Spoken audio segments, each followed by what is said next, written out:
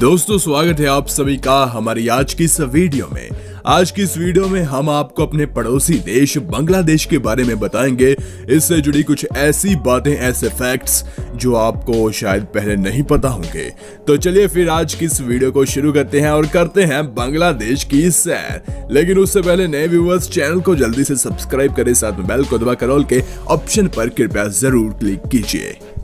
इस देश का ऑफिशियल नाम पीपल्स रिपब्लिक ऑफ बांग्लादेश है। इस देश की टोटल पॉपुलेशन 16 करोड़ है। जी हाँ, जानकारी के लिए आपको बता दें कि ये देश जनसंख्या के मामले में दुनिया का 8वां सबसे बड़ा देश है। इस देश की सीमा भारत म्यांमार से लगती है। इस देश की एक इंटरेस्टिंग बात आपको बता दें कि इस देश में 39% जो लोग हैं वह शहरों में रहते हैं, जबकि आज भी 60% लोग गाँव में रहते हैं, गाँव देहात में रहते हैं।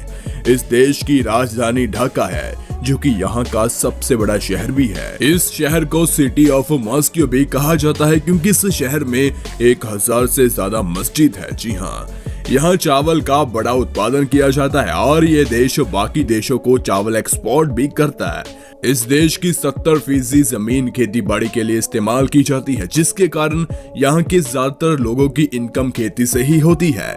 इस देश को कंट्री ऑफ रिवर भी कहा जाता है, वो इसलिए क्योंकि इस देश में 700 से ज्यादा नदियां हैं। जी हाँ, इतनी ज्यादा नदियां होने के कारण यहाँ हर साल बाढ़ आती है, बाढ़, जिसके कारण यहाँ सब कुछ उथल पुथल हो जाता है। बाढ़ के वक्त यहाँ के लोग पानी में किश्तियां चलाने लगते हैं, उसके जरिए वे बच्चों को स्कूल भी छोड़ कर आते हैं और इसे बोट स्कूल कहा जाता है।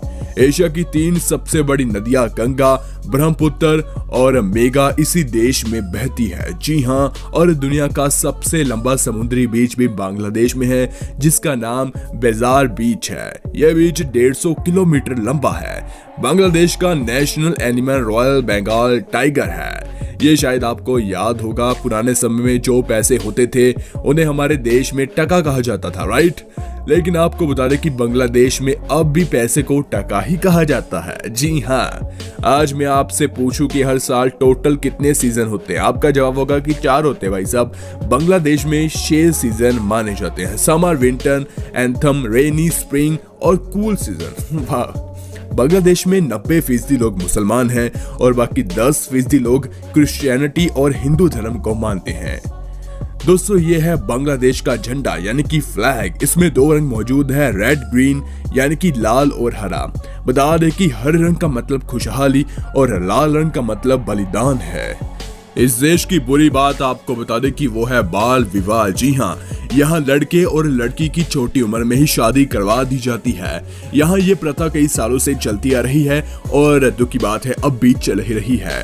दुनिया में जितनी भी चाय है उसका 3% हिस्सा बांग्लादेश में आता है। यहाँ के करीब 45 लाख से ज्यादा लोग चाय के उत्पादन का काम करते हैं। बड़ी बात है।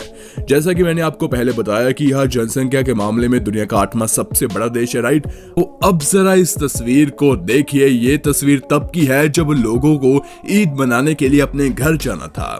तब ट्रेन की भी कमी थी और इसी वजह से यहाँ के लोग इस ट्रेन की छत से लेकर इसके इंजन तक बैठकर अपने घर गए। वाह! इस देश की एक चौंका देने वाली बात आपको बता दें कि यहाँ के लोग हंसी को गलत मानते हैं। जी हाँ, यहाँ के लोगों का ये मानना है कि जो लोग हंसते हैं वो मूर्ख और नासमझ होते हैं। भला ये कैसी बात हुई? भारत की तरह इस देश में भी लोग क्रिकेट खेलने के बहुत ही दीवाने हैं। जी हाँ, यहाँ का बच्चा बच्चा क्रिकेट खेलने का शौकीन है और बांग्लादेश की क्रिकेट टीम की बात की जाए तो उसमें एक से बढ़कर एक अच्छे बल्लेबाज जो कि अभी विकसित हो रहे हैं और आने वाले समय में पक्का ये टीम आगे जाएगी। इस देश में जाने के लिए आपको एयरपोर्ट की जरूरत है। आपको बता दें कि इस देश में 17 एयरपोर्ट्स मौजूद हैं।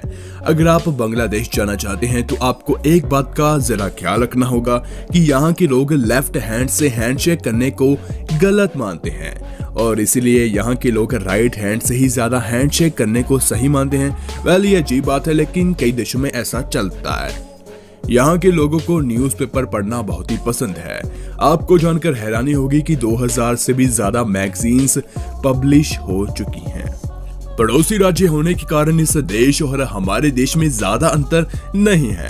बता दें, इस देश का जो राष्ट्रीय गान है आमर सोनार बांग्ला रविंद्रनाथ टैगोर जी द्वारा लिखा गया और हमारा भारतीय राष्ट्रगीत आपको पता है रविंद्रनाथ टैगोर जी द्वारा ही लिखा गया।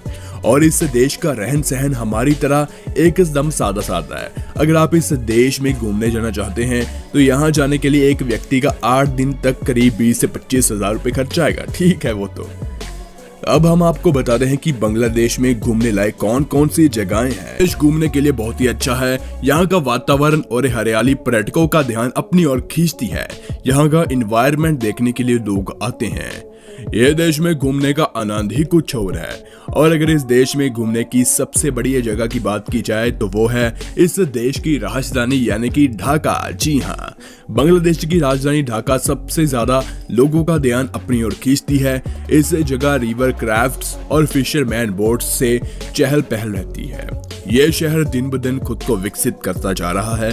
ढाका में बहुत मस्जिदें, इमारतें और काफी सुंदर सुंदर घर भी मौजूद है। अगर आप बांग्लादेश जाओ तो एक बार ढाका तो जरूर जाइएगा। बांग्लादेश का एक और शहर सलहेट भी बहुत ही सुंदर है। यह शहर दुनिया भर में अपने चाय बागान के लिए बहुत ही मशहूर है। साथ ही ये अपने संतरे और अनानास के लिए भी काफी मशहूर है। इस जगह को भी काफी सुंदर माना जाता है और लोग घूमने जाते हैं, कुदरत से जुड़ते हैं जहां जाकर।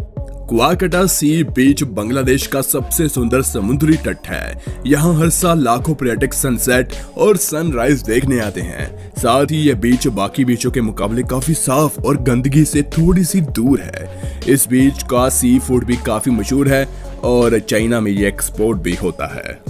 इसके अलावा यहाँ का एक और बेहद खूबसूरत शहर है चिटागोंग। यहाँ के जंगल, खूबसूरत वादियां और नदियां पर्यटकों के दिलों को छू लेती है। यह शहर बांग्लादेश का दूसरा सबसे बड़ा शहर है। यहाँ का मौसम बहुत ही सुहावना होता है। यहाँ एक बड़ा पोर्ट भी है। देखिए, बांग्लादेश में लड़कियों की लाइफ काफी मुश्किल होती है। नाइजीरिया के बाद बाल विवाह के मामले में बांग्लादेश दूसरे नंबर पर आता है। कम उम्र में शादी होने की वजह से कच्ची उम्र में ही लड़कियों को प्रेगनेंसी का दर्द झेलना पड़ता है। यहाँ कानून के मुताबिक 18 साल से पहले शादी करना इल्लीगल, गैर कानूनी है। लेकिन फिर भी UNICEF द्वारा करवाए गए सर्वे में भी ये बात सामने आई कि करीब 75% बांग्लादेशी महिलाओं की शादी 18 साल पहले ही हो जाती है, यानी कि 18 साल की उम्र से पहले ही। इतना ही नहीं, स्पेशल केस के तहत यहाँ नवजात बच्चों को भी शादी करवा दी जाती है। ऐसे कई मामले भी सामने आते हैं जिनमें पैसों के लिए बच्चों की शादी बुजुर्गों से करवा दी जाती है। ये काला सच भी कह सकते हैं, काली सच्चाई। लेकिन इस चीज को खत्म होना देश के विकास के लिए बेहद ही जरूरी है। आपका क्या विचार है नीचे कमेंट सेक्शन में हमें जरूर बताएं। कुछ रिपोर्ट्स के मुताबिक बांग्लादेश की भौगोलिक स्थिति की वजह से मॉनसून का समय इस देश के लिए कयामत बनकर फूटता है। आपको बता दें कि इस देश की जमीन हालांकि समतल है, लेकिन नदियों की वजह से पूरा देश पानी पानी हो जाता है। आप अभी स्क्रीन पर कुछ तस्वीरें देख रहे होंगे। ये बांग्लादेश में आई बाढ़ के नजारे हैं। वाकई में ये दिल को दहला देने वाले हैं। ये देश विकसित तो हो रहा है, लेकिन कुदरत की मार से भला कौन बच पाया और कौन बच पाएगा। देखिए, किसी भी देश को आजादी पाने के लिए करना पड़ता है संघर्ष, बेहिसाब संघर्ष। भारत ने किस तरह आजादी पाई है ये तो हमने पढ़ा और जाना होगा। बांग्लादेश को पाकिस्तान से आजाद करवाने के लिए 15 लाख से अधिक लोगों ने मौत को गले लगाया। बांग्लादेश ने 26 मार्च 1971 में अपनी आजादी की घोषणा की और जो इसको 16 दिसंबर 1971 को मिली थी। बांग्लादेश ने 4 नवंबर 1972 को अपना एक संविधान भी बनाया और ये भारत से कहीं ना कहीं पिछले कई सालों से जुड़ा है।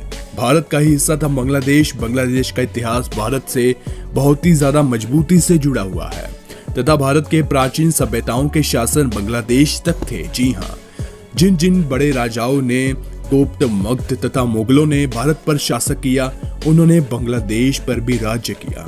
भारत का ही हिस्सा था ये तो। खैर, ये थे कुछ बांग्लादेश से जुड़े कुछ रोचक फैक्ट्स।